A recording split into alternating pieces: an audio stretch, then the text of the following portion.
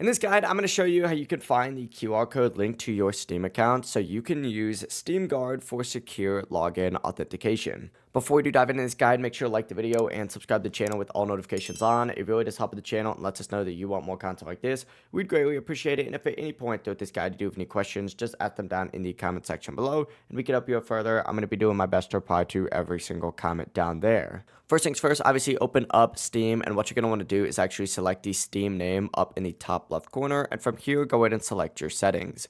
A new window is going to pop up with different configuration options, and what you're going to want to do is find this little security tab right here, and from here go ahead and select Manage Steam Guard.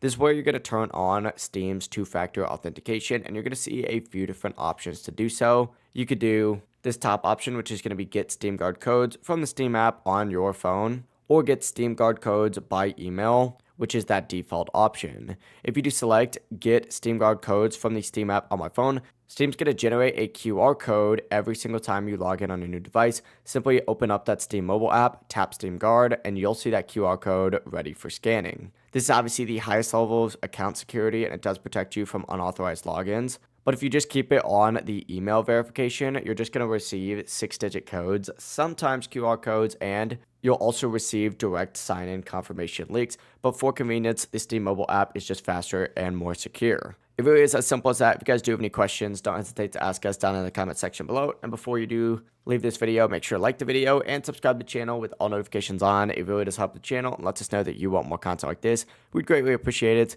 Have a great rest of your day, though. Peace.